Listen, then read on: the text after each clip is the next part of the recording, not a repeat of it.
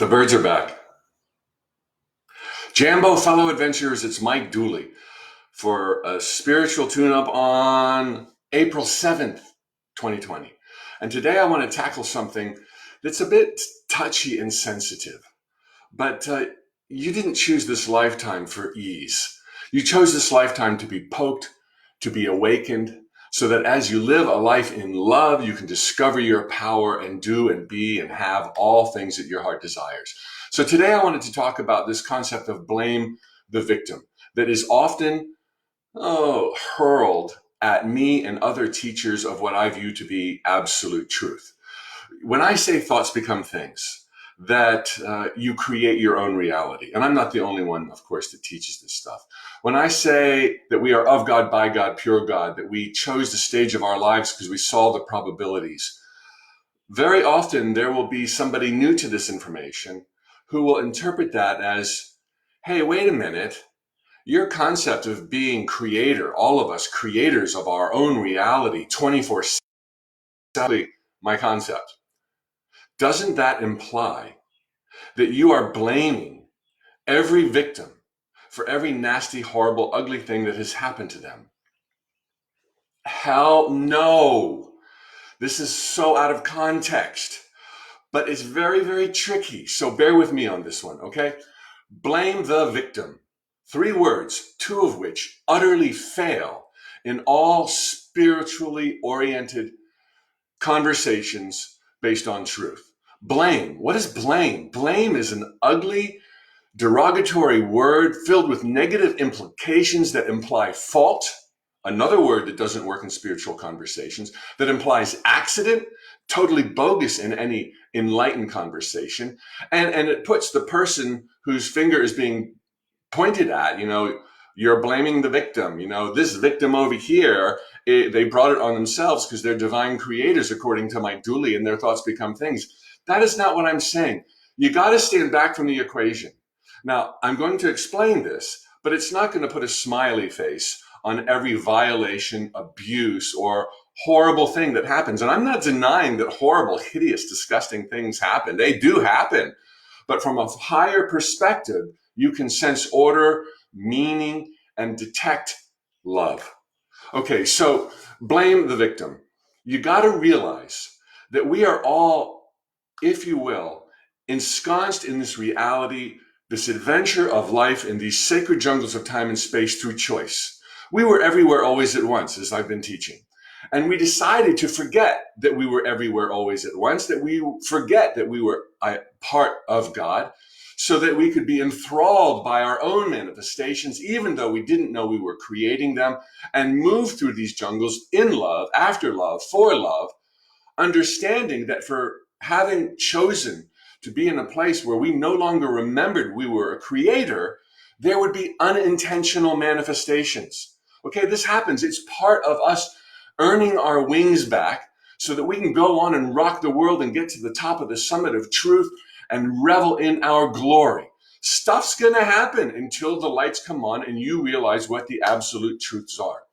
We're babies, if you will. Although eternal gladiators in this incarnation, we're babies, relearning and rediscovering the truth of our magnificence. And it's all playing out inside of the heart and the mind of God. An analogy.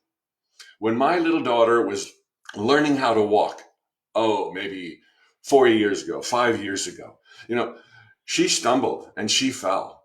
And I can remember that time she was holding on to the coffee table and mommy and I were watching her and she was about to give it another go. She took a step, she let go, and she went down, face first. Do you think it would be appropriate for mommy and I to jump up and say, well, you brought this on yourself. You have no one to blame but your own curiosity and sense of adventure. You are at fault here. Those words to the common physical senses are absolutely true, but would we say them? They're broken, they're flawed, they take the context away from what's going on. This beautiful child of God is learning to walk and balance herself so that one day she can do it on her own and go here and there, hither and yon. One day when she grows up, through other trial and error, she is going to soar and fly. And we see that when she's learning how to walk. Blame, fault, you're a victim of your own sense of curiosity. Those fail. They utterly fail. Now, to all of a sudden say someone is a victim, let's talk about victim instead of blame. Victim implies powerlessness. Victim implies that random, wacky, crappy things can happen to anybody for absolutely no reason.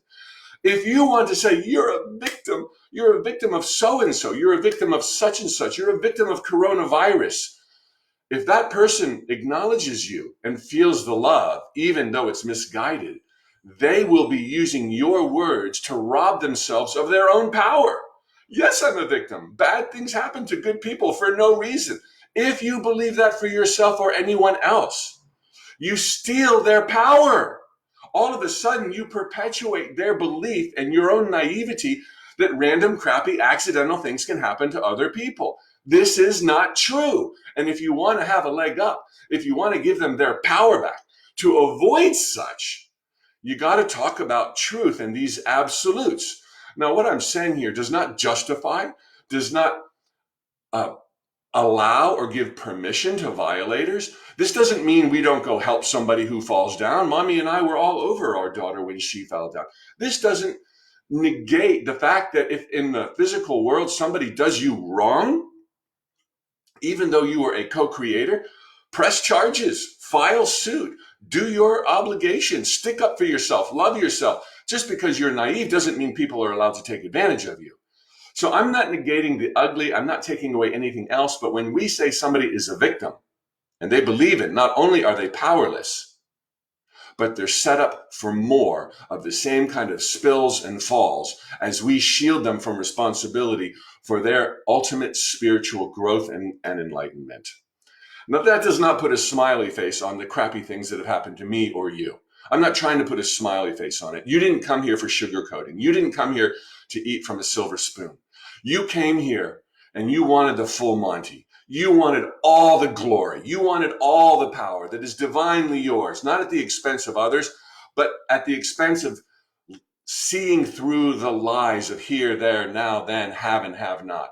Because you truly sit on a throne right now, unbeknownst to you, and you deserve all that you can. And you getting it and finding your power, however daunting the task of understanding what you've been through, will help you blast forward and live like you have never lived before. Lots of love. Happy whatever today is. I'm losing track of the days. Tuesday, I think, now that I work at home. And lots of love. Turn it off on